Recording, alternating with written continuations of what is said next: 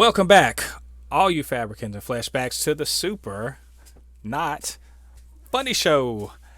And this is the Invincible Cast. The Invincible Cast, and I am Mo Thépuppét, your resident Fabricant and commenter extraordinaire on all things pop culture. And I'm joined by the video game enthusiast, anime expert, lover of all things superhero, my good friend Lottie. Lottie, how you doing, my friend? I'm doing great, man. Ready to talk about this amazing show, Invincible. Yes, tell us how you really feel. Yeah. Yes, yes, Invincible. We've in the previous episode we called it the catch up. That's where we were late to the party, and then we decided to get back caught up. That's covering the first 5 episodes of the show, and now we're back to the just episode by episode, just in time for the back half of this season. Yeah. This season has been, they started off with 3 episodes, and then we had the fourth and fifth episode, and so we just watched the sixth episode, and it's called "You Look Kind of Dead," and it of course it's following in the aftermath of the fifth episode, which was hmm pretty consequential. Yeah, Yeah. he let's just say Mark had a tough time with a certain battle beast and almost dead. And so that's where we kind of pick up with this episode. I just like how the show they throw in like little small stuff like this, like characters like that, and they'll be like, "Oh yeah, Viltrumites, yeah, they're powerful, but hey, there's this dude that can beat the shit out of you." So, Yeah. Well, that's one of the things about this show.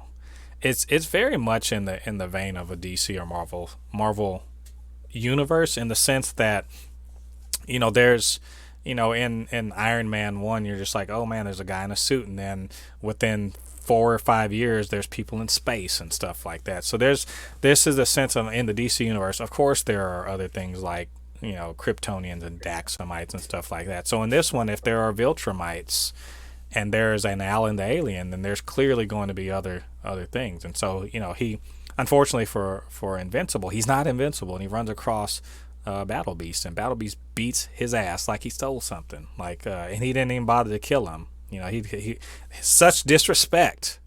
so, yeah, so much disrespect. For Invincible, he gonna have to work hard to get some respect put on his name, because right now he ain't got none. That Invincible, that's just yeah. a damn name. It don't mean shit 'Cause, about how he actually is.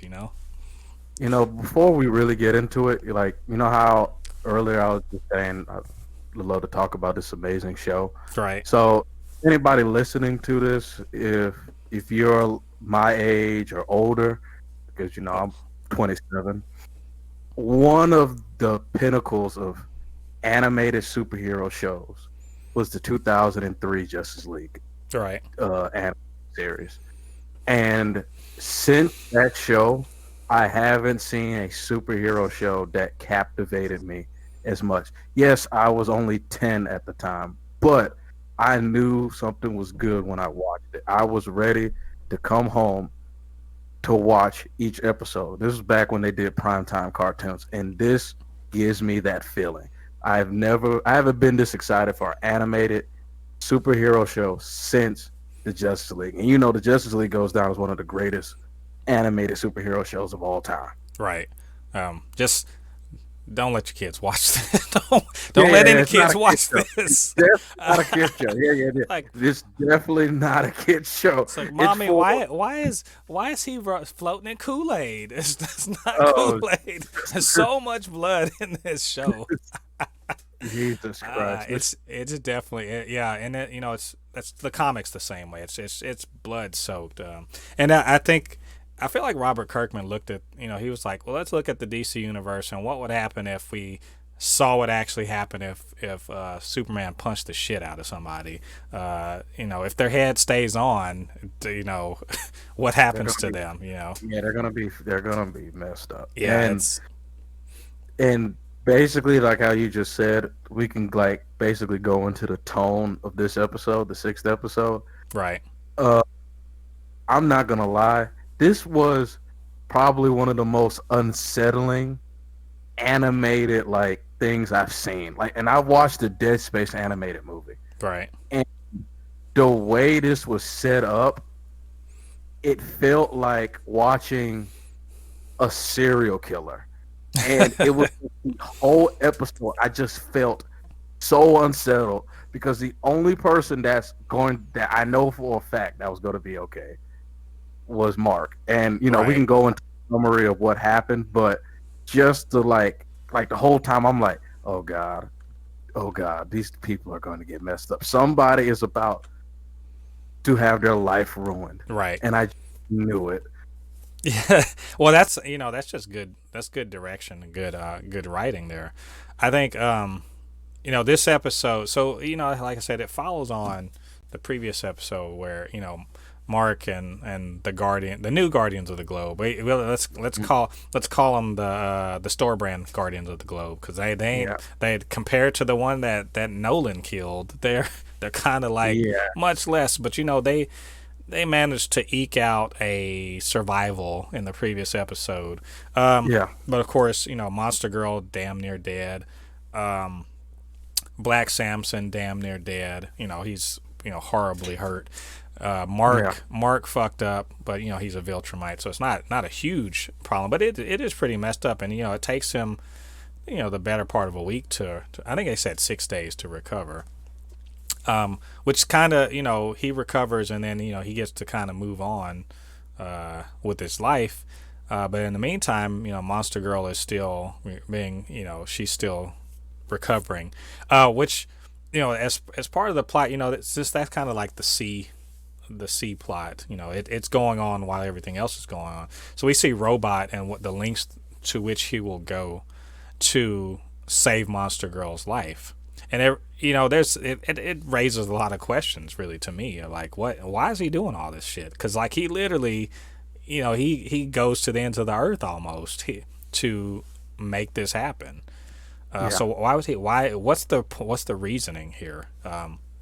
Is he just a good guy? I mean, he broke the Mauler twins out of prison just so he could get their cloning technology. Well, why is he doing that? He's clearly a hero, but he's doing some not heroic shit right now. So Yeah. it's a real mystery that's going on right now. But I mean, what do you think concerning the whole, the new Guardians getting their ass kicked, and the kind of the recovery process? And what do you? Here's another real question. Did you notice something about Black Samson when they were trying to Oh yeah. fix his ass up? I think he got his powers back because Yeah, there's no way he would have lived. He got his powers back. yeah. Which I don't know what his powers were yeah, originally, but it has to do with something with electricity because the amount of times they shocked him, you know, usually, yeah, you're not coming back from that. If you're getting shocked that many times, you're not coming back. But right. then, he absorbed the electricity, and then all of a sudden, he's healed to the point where he was like, "Oh man, I feel better than ever." And I was like, "Yeah, he got his powers back." Yeah, You know, yeah. I bet I predict. and he deserves it. Yeah, well, he still had that broke ass, because he had a terrible broke arm. Yeah, yeah, Battle Beast fucked him up. Um, yeah. but I predict. I think him and what's the dude's name? The guy that shoots. He's like a fake Gambit. Rexplode. Oh yeah, yeah, Him and yeah. Rexplode gonna be I think he gonna show that kid something. he Yeah, he already talking to him like your old uncle. Like your old uncle, they ain't try to hear none of that foolishness. So, and, uh, and that's the thing. Like of all the people, like he deserved his powers back because, I mean, when he saw Mark hurt and his suit messed up, he could have just laid down and be like, "Hey man, I'm sorry. There's nothing I could do." right, But he took his suit off and tried to help. yeah, That is the making of a true hero. right, He's actually lives and breathes being a hero.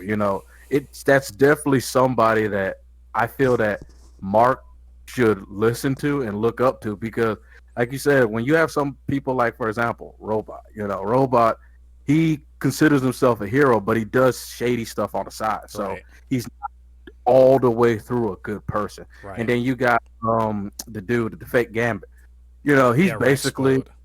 Yeah, Rex Blow, whatever is. Yeah, he's basically he'll be Me Too'd out of existence if he lived in our if he lived in our universe. He'll be Me Too'd out of existence. Cancel Rex. Yeah, he'll be canceled so fast the way that man acts, and you can just see with all the other heroes. Right. But he lives and breathes this stuff. Like he Well, actually wants to save lives. and I'm glad you brought that up because that actually reminds me of one easy to overlook character and their you know how they are developing as a person. There's though this show is doing a pretty damn good job of just showing you people changing and developing. You know, one thing we would miss, and I didn't even write this down on my notes, was Adam Eve. Yeah, Her story's kind of huge, and you're talking about being a hero. You know, she's deciding to be a hero in a different way, yeah, which kind of shows to me this isn't like The Boys. Like, I mean, it's super violent, sure. There's a fucked up thing that happens, you know, in the first episode. You know, Nolan killing the Guardians. That's messed up. But and there's a lot of like people dying and shit in here whenever stuff goes awry. But you know, it's more like if The Boys took more of DC to heart. So there really are people like Adam Eve who aren't cynical. They do want to be heroes. Black Samson, I believe I agree with you. He believes in this hero stuff. That's why he takes this shit so seriously. That's why he was so angry with the rest of the Guardians when they were saving some people's lives and they just didn't do the most to help people. And I'm like, okay, well, cool. This is a universe I can get behind. Like I love The Boys as a show, but I look at that and I'm like, fuck this noise. Who wants to live in this world? You know, yeah, this world full of horrible people with superpowers. No, thank you. yeah. But And if you have more people like Adam Eve, I think I can get with that. I still don't like it, but I mean, if I had to live in a place with, you know, people with superpowers, I'd want it to be with people like Black Samson and Adam Eve. it's like that's how you could tell like Mark is going towards that direction because after everything with the aliens that tried to invade, he cared about that woman. Like, oh man, she passed away. It actually meant something to him. Right. Where the other people, they don't, oh, it's part of the job. Right. They yeah, people are going to die. You know, That's but that's. to I'm sorry. Go ahead. well, I was just saying like. But to Mark, it's like, no, that's not good enough. I like if I could save somebody's life, I should save that person's life. It's not good enough that oh, I saved the world so billions of people didn't die, but at the cost of millions, that's still not good enough for me. Right. And I mean that's the Peter Parker DNA within Invincible. It's I Yeah, mean it's pretty clear that at the very least Peter Parker is part of the inspiration for Mark Grayson. Speaking of Mark, he and Amber, and Matt his best friend, going on a college visit. That's he's 6 days recovery. Amber thinks he got hit by a bus, and I'm sure he would rather have gotten hit by a bus than than by Battle Beast.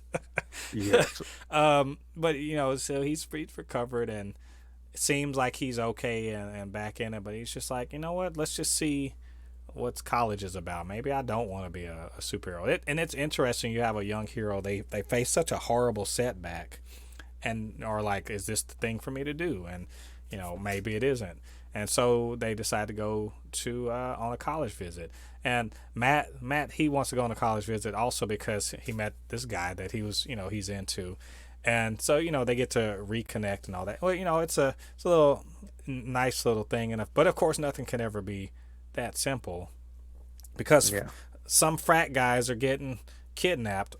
I mean, oh, the horror! No one's out looking for them, but they get kidnapped and turned into these weirdo cyborg thingies. And what was interesting to me, I mean, look, this is a pretty straightforward story. That the A plot here is pretty straightforward. It's Mark, and he's in the right place at the right time and then there's these cyborgs rampage on the campus, and he goes to stop him, and surprise, he's not as powerful. So I'm just like, what's happening right now, dude? You got Superman powers. Are you telling me some made up cyborgs like RoboCop can beat you up now? So What's I'm happening here? I think there's like sort of like so this is where my anime mind is about to take over. So I think there's like this underlining plot that's going on. Mark is very, very unsure of himself after that ass whooping. Hmm. And you could just tell he's not sure of himself. He's not basically putting out as much power as he did. It's sort of like when it's like you know how in Naruto after Naruto beat Pain and he found out that hey, what Pain's story was what he said was true, that no matter what there's just going to be more war, more war, more war, to where Naruto was just like, God dang, man, so what's the point? What's the Right. point of just fighting? And it made Naruto unsure of himself, and it nerfed him for a little bit until he met his mom, and his mom was like, hey, your father experienced the same thing. Your father wanted to change the world, but he knew there was going to be war, but it didn't stop him. And that's when Naruto was like, hey, so if my father went through this, if my sensei Jiraiya went through this, I can overcome this. And it's something that Mark is going to have to deal with because there's a lot of things Mark is Hmm. dealing with right now. Right. Mark wants to live a regular human life, Right. but he is conflicted because at the end of the day, Mark is a good person. He's a good person. Right. And he has to deal with the fact that, hey, I have to be a hero and I have to sacrifice things. And you can see how he had to deal with that throughout the episode. Because, like, that part where the cyborg first attacked, he immediately went like, okay, I'm gonna fight.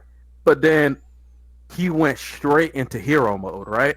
But then Amber took him out of that and said she screamed his name, and that's when he was like, "Oh shoot, um, I'm supposed to be a regular person." Right. Because at that moment, Mark did not. He does at that moment. Mark is like, "I'm not Mark. I'm invincible."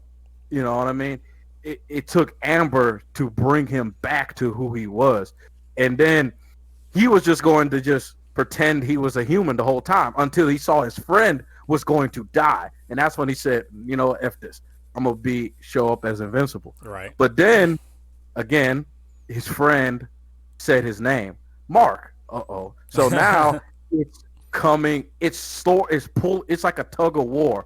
Him trying to be a regular kid and being a hero. It's pulling him back and forth. It's sort of like in the comic book with the Superman Unbound story, where for Superman to become broken, overpowered the way he had to be, he had to let go of his earthly ties. Where you know you're not a human, you're a Kryptonian.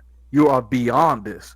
Saving the Earth is not just enough for you. You are Right. this ultra powerful being, and that's what Mark is going to have to deal with because like you said, with Adam Eve realized maybe beating up villains is not my actual power because, like she said, I can recreate and change matter. I Exactly. mean, yeah, I can beat people up with this power, but hey, man, I can literally feed people with this stuff. Right. I actually kind of love the subtle jab, if you will, at at the whole every if you're a hammer, everything is a nail sort of mentality that people tend to expect from superheroes and stuff, and just to see her kind of use her powers in a way that doesn't involve just beating the hell out of people, but actually helping other people. And this sort of goes back to what in the previous episode, Titan was talking about, hey, you help people that are down on the bottom.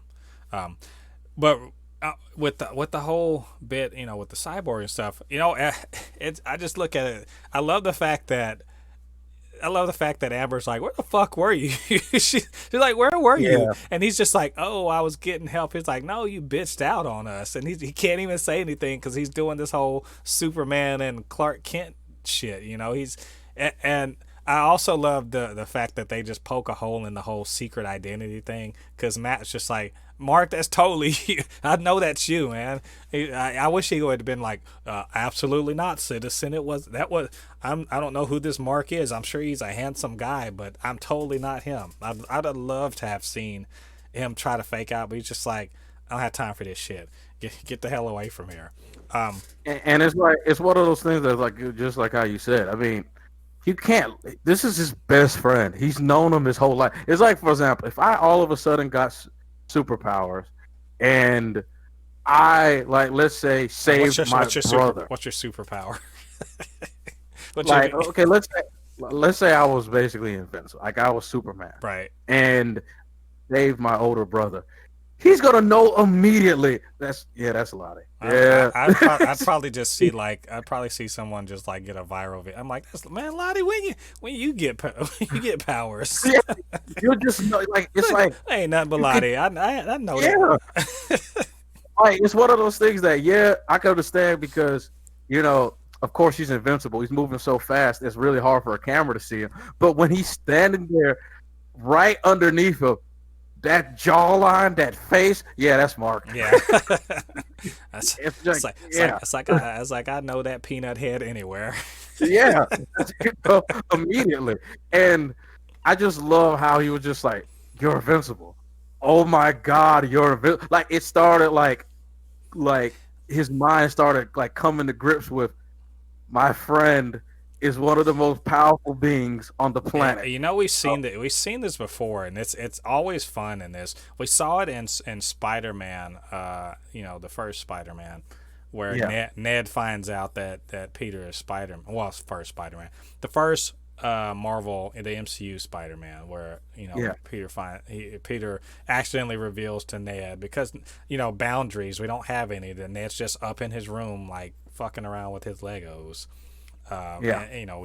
He's like, "Oh, you're spy," and I imagine the exact same way that's sort of plays out. Like, holy shit, you're a superhero. Take me flying. You're like me. Piggyback rides. Yeah, like, oh yeah, you gotta take me. Like, listen, I'm your best friend. Just do this one thing for me. I figure it's like in Shazam, like, oh, I totally know Invincible. Show up at school and I'll be the coolest person ever.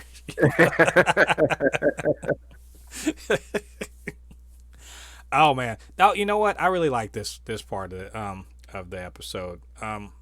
It's very straightforward. Like nothing about it wasn't predictable. The douchebag, the douchebag smart guy in class. He turns out to be an evil genius, and he's making these very formidable cyborgs. Yeah. And surprisingly, Mark, I suspect that Mark is not fully recovered.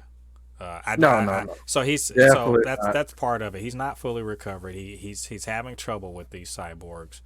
But ultimately, he to help out Matt, and Matt's friend, unfortunately, gets turned into one of these things, and they have to fight. But they discover that the cyborgs aren't completely far gone, and they don't have to kill him or anything like that. And at the end of the day, I hope they can give him back his frontal lobe. Yeah, but I'm pretty sure they can, because they had some weird, the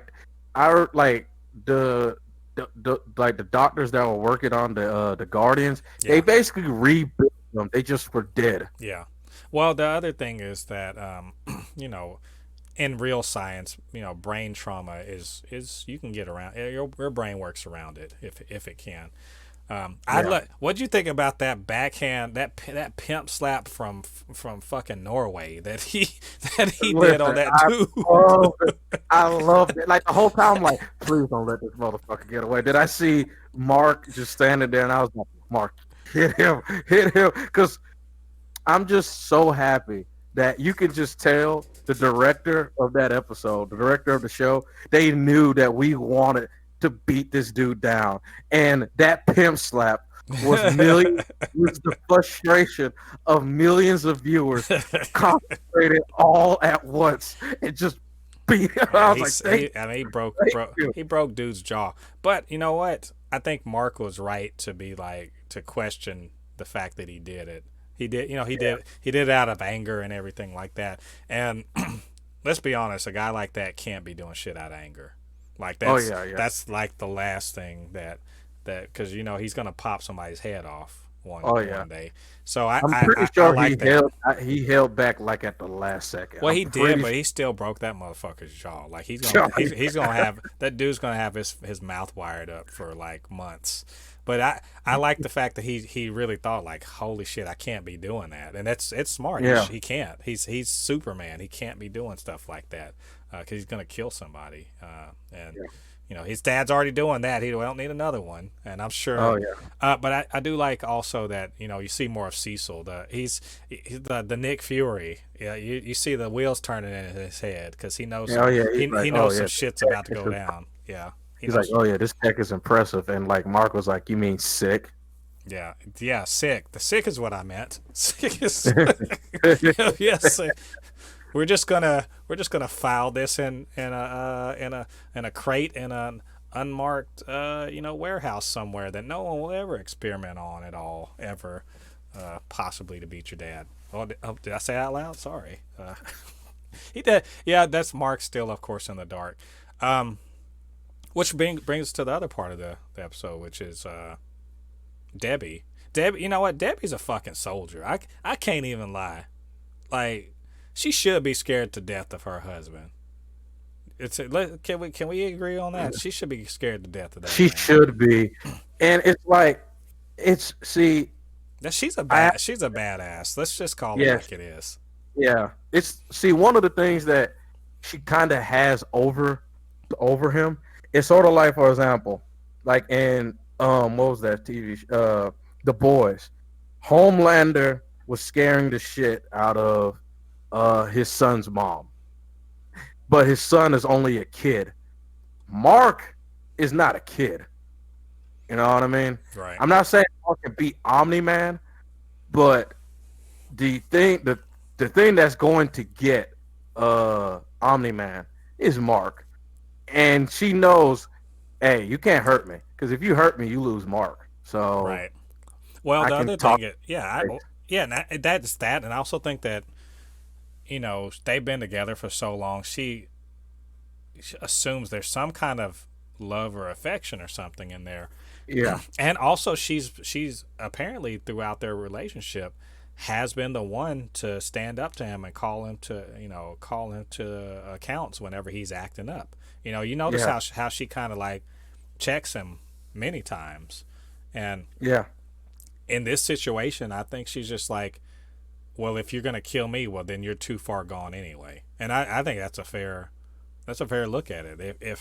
If he can kill her, she said, like, when you got here, you didn't know how to be around us, and I taught you all of that. And if that's true, then if he's gonna kill her, then the rest of the world's suspect. Like that, you can pretty much write the rest of the world off. yeah, And it's very telling in the fact that she goes to see Art, and Art is probably the second person who's known Nolan as long, apparently, and he takes a hard look at the suit and is like, yeah, he totally killed them. He killed them. Like all this blood was on his thing. He killed all of these people. Well, why? And who did it? And what's really going on? And you could see the wheel spinning in his head. Like, oh shit, this sucks. So, hey, you think the most powerful man on Earth murdered a group of the most powerful people on Earth, and he wants to come have beers with you? What do you do? yeah. See, that right there. That has some Homeland. That was Homelander-esque. Because immediately I was like, yeah, Nolan's pulling a Homelander right now. 'Cause Homelander loves to do that. He'll always pretend. He'll be like, hey, let's have a conversation. Yeah. And then he'll walk around the person and be like, I know what's going on. I don't hate you. But then he'll use that threat at the end. I just want to know our partnership is okay. Is just permanent, right? Right? It's the tension in that, and this Nolan doesn't pull the trigger though. and you got to ask why. I'm sorry. I really want to ask why. Like, why isn't he pulling the trigger here? Why is he maintaining the charade? Is the question. I mean, if he kills the costume guy, it's one of those things that it won't. I guess it won't look good. You know what I mean? Right. I'm not saying it will give him away, but the thing about it is, he in his mind thinks everyone thinks it's dark blood, Right. and dark blood is pretty much gone. And which, by the way, what a great deception by, uh, uh, what's his name? God, why am I losing the guy's name? Cecil. That's a pretty great deception. He's already, dark blood. Having dark blood out there as kind of a phantom that Nolan has to keep looking over his shoulder for is a pretty fucking smart thing to do. In my opinion. The fact that Darkblood is probably the only person that, one of the only people on Earth that, knowing what Nolan can do, isn't scared of him, and now he's gone, but he's still there to be, he's not around to fuck shit up, but he is definitely around to make Nolan think twice, which is an interesting play by Cecil. Debbie confronts Nolan about killing the Guardian, knowing that he killed him. And he doesn't murder her. He doesn't try to go explain himself. He doesn't do any. He punched the hole in the wall, but that's it. Like I said, the fucking balls on this woman. She is, huge, huge balls on this woman. Confronts him straight up about it, and isn't scared of him. And then cusses him out too. But she is scared of him, of course. But she was only scared to get caught. Trying to find out, but now that she knows, she's not scared of him. I bet that's weird for Nolan. Yeah, you think so? That's a weird thing for him to not have people be not be afraid of him, but people who are opposed to him being afraid of what he can do. Yeah, it's his plan. I'm pretty sure, like, his whole plan has basically fallen apart. Cause has it? Though? Maybe has it? I mean, it hasn't technically, but I won't say it completely fell apart. The ease of it has definitely made it more difficult because the woman he loves now thinks him as this brutal murderer. Which he is, but yeah. yeah, he definitely is, and that's what he didn't want to do. It's sort of like, for example, it's like a husband that cheats. He basically cheated on his wife, and it was a one-time thing, and he didn't want anything to be found out. But then his wife finds out. Mm-hmm. It's like the relationship. She's not getting a divorce, but from now on, the relationship is going to be tough. And it's like basically this. Like, at this point, this relationship between him and her is pretty much done. I don't know if she would be like, F that, I'm leaving, because I guess she wants to stay for her son. But if Mark wasn't around, I'm pretty sure she would have been gone. You know what I mean? Right. Well, there's the way I kind of see it is, his plan actually, what is his plan? You have to wonder what's he doing here? What was the whole point of killing the Guardians? And what's the point of keeping up the charade? Like, what is he really trying to do here? I know more or less what he's getting at, but as a viewer that doesn't know what's going on, like, you have to really wonder, like, when is the other shoe about to drop? Because it's pretty clear he's getting. It's like, he's a murder suspect in the real world. He's out on bond right now or whatever, or he's being investigated, but it's only a matter of time.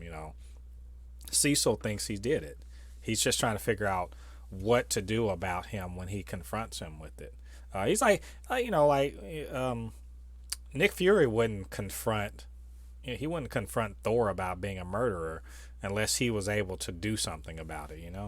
So that's where we're kind of at, and now you're wondering like if Nolan gets backed into a corner, what's he gonna do? What's about to happen here? I'll tell you one thing: the new Guardians of the Globe had better stay home that day. I'm just suggest this is just a suggestion. None of y'all got any kind of powers that are worth a damn against Nolan.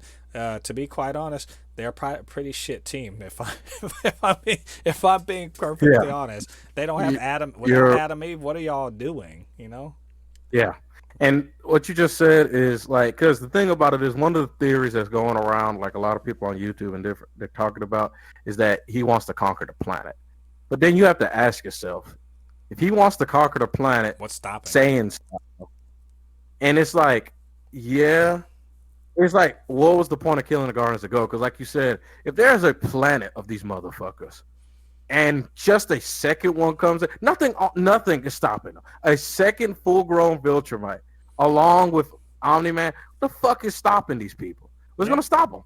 Yeah, it's just ridiculous, and it's just. I'll tell you right now, who's going to stop him by himself right now? He's killed the people most likely to hurt him.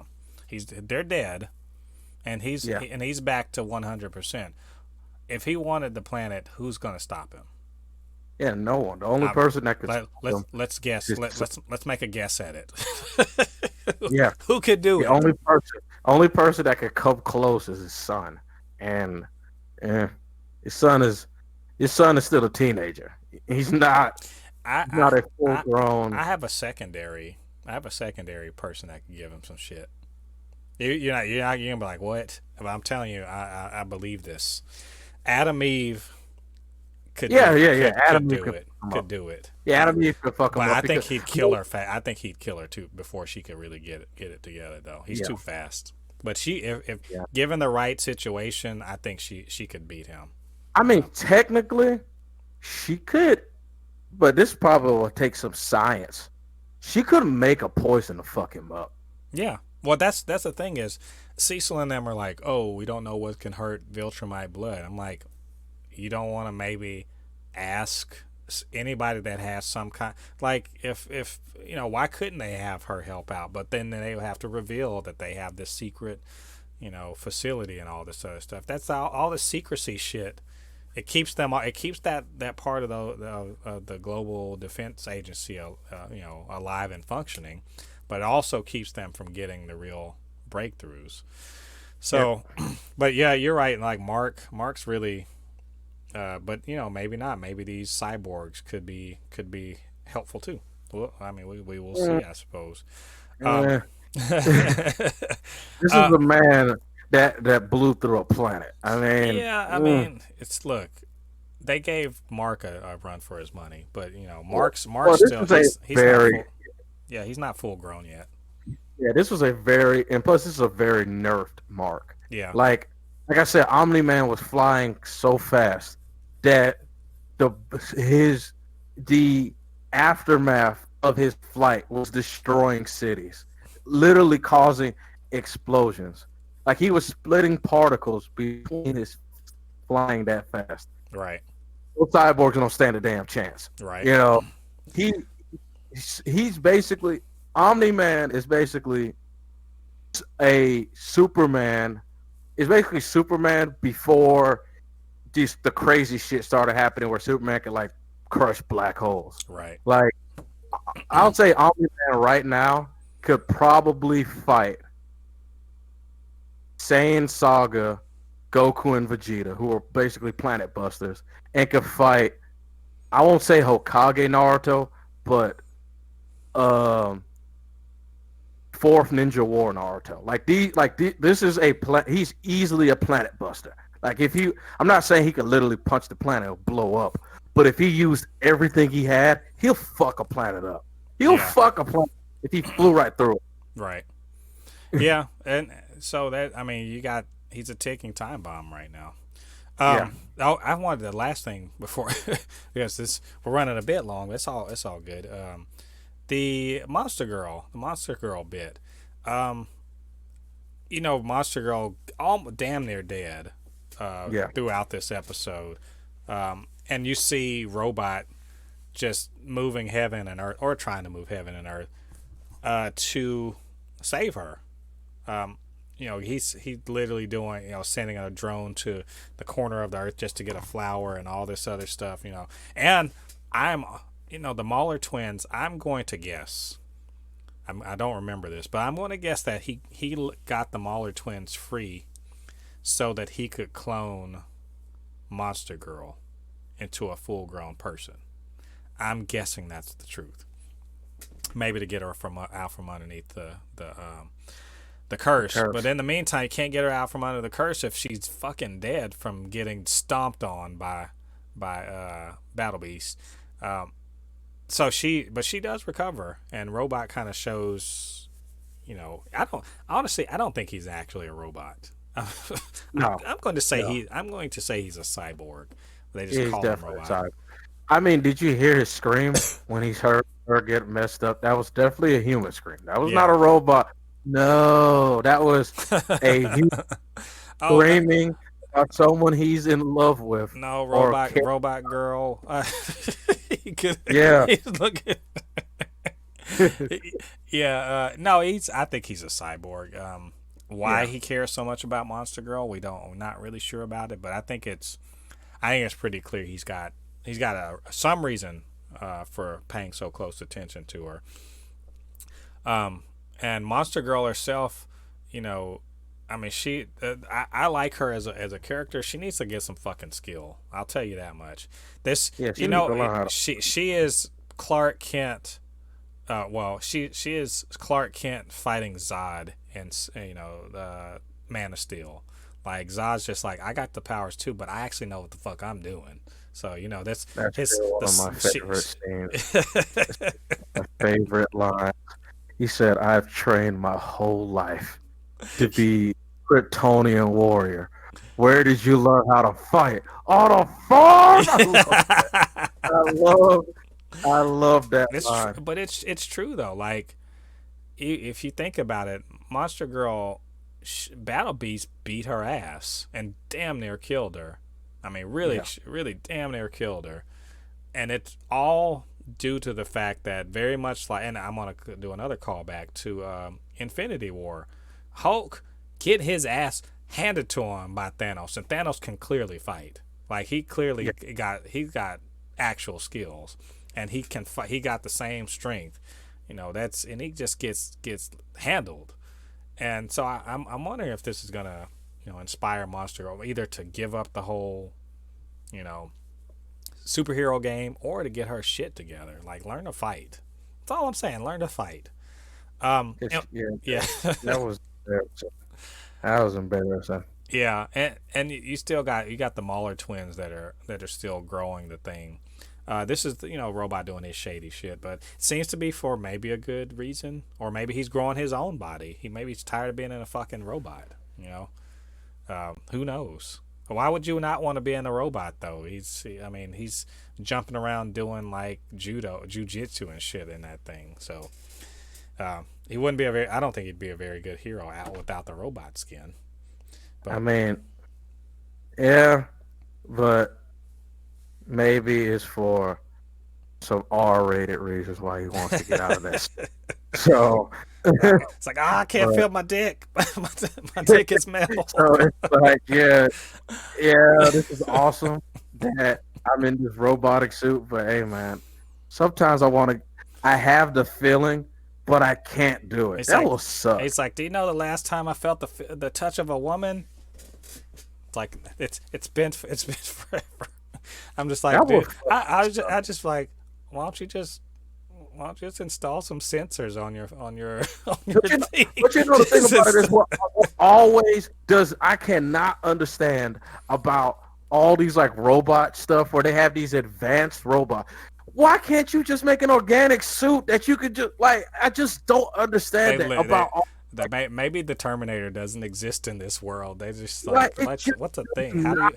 How do you combine these things? Can't understand it. Like, I can't understand. Like, for example, like in the what's the movie?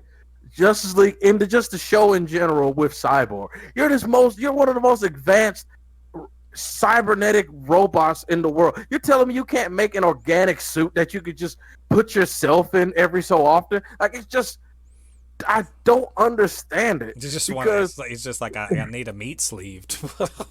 like it makes no sense. Like Iron Man can literally put his suit on through nanobots. You're telling me you can't create nanobots to make you have fake skin? Like I can't understand that with like these super advanced robots. I'm stuck in this skin for the rest of my life. How?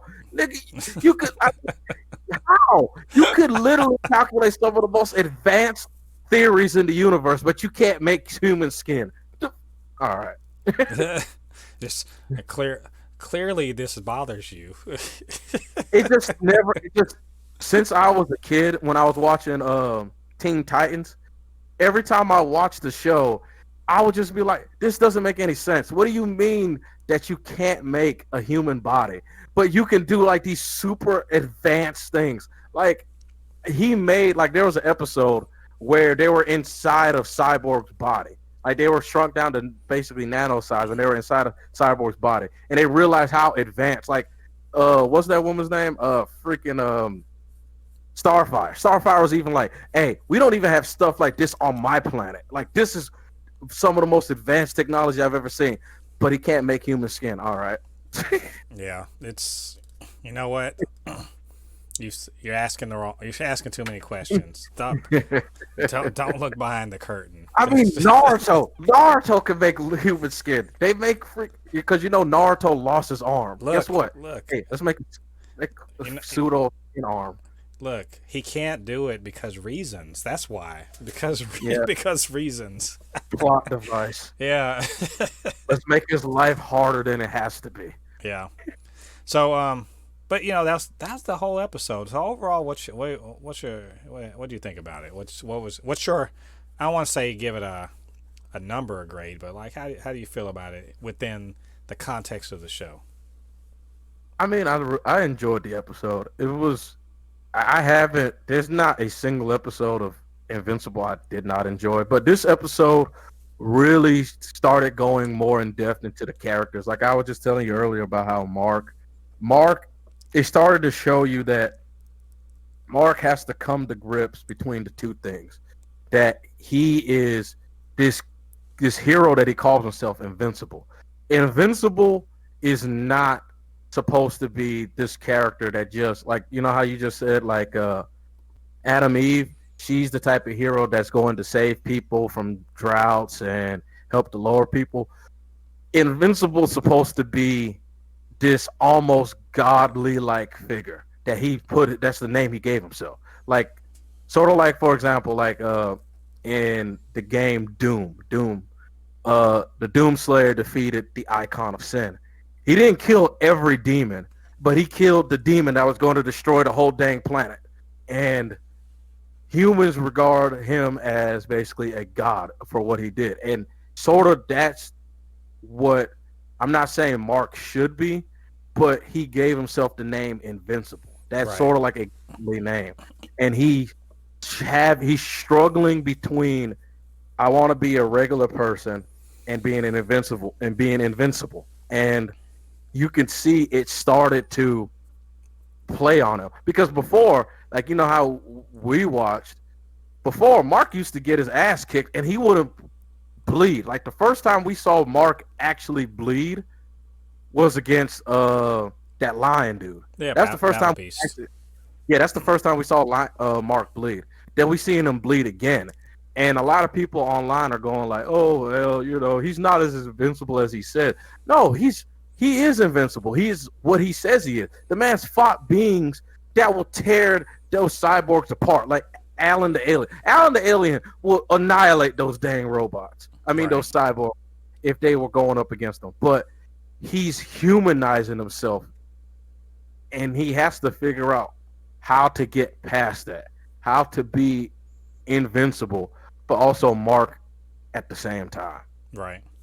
Yeah, it's, I think this episode, I'm going to say it was a step down in intensity, and I wasn't as engaged with it as I was with the previous episode, which is not a mark against the episode.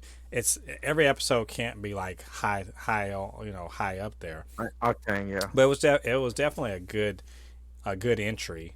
Um, a lot of things were happening. It's moving the ball down the down the field. I mean, if this is the sixth episode, so you got two more for the season. You got two more for the season. So, I mean, this is definitely a good, a good advancing down the field. I do like how it's kind of setting up the conflict that I anticipate is going to be for the eighth episode, and it's also setting up, what robots got going on. There's just a bunch of threads going that are coming down together. So I think overall, just I enjoy the episode a lot. I'm really probably should watch it again. I'm feeling like watching the whole show all the way through again once it's all out and see how it plays as one big binge. We'll see if I can convince Jen to to watch that with me. So, but yeah, good episode. Can't wait for the new episode that's coming out on. It's gonna be Thursday at like 8 Eastern or something like that. And so, and we'll watch that, and we'll reconvene back here for another episode of the Invincible-Cast. Yes. So, all right, I think we about covered it. You got any last words before we sign off? Again, if anybody's watching this, most likely, if you're watching this, you have seen Invincible. But if you haven't, please do yourself a favor and watch that show. And tell a friend. Like Falcon and Winter Soldier ain't the only superhero shit that's going on right now. This is quality TV, quality animation. Don't let your kids watch this unless your kids are just unless they're just on it. They're just like, I don't give a fuck. If your kids are saying I don't give a fuck, they can probably watch this show. So yeah, this is not for the faint of heart. Not at all. Yeah, that first time every time they show you that blood splattering, you know what time it is. So. Oh yeah. All right. Well, thanks, Lottie, for joining me on this podcast. Thank all you out there for listening to the Super Not Funny Show Invincible-Cast. And let me ask you, are you subscribed to this channel? If you're not, what are you doing with your life? Why don't you get down there, hit that subscribe button, and also hit the notification bell so you'll know when we drop more content on the Super Not Funny Show. And every week we're doing reactions, reviews, anything else that floats our pop culture boat, like the Invincible-Cast.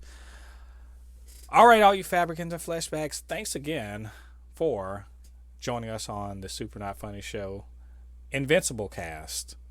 Hit that like down there. Help us out, if you will, and let people know about this podcast. We really appreciate it. Until next time, the next episode of the Invincible-Cast, I've been Jen Thépuppét, joined by Lottie, and I will catch you guys on the other side of the thread. Peace.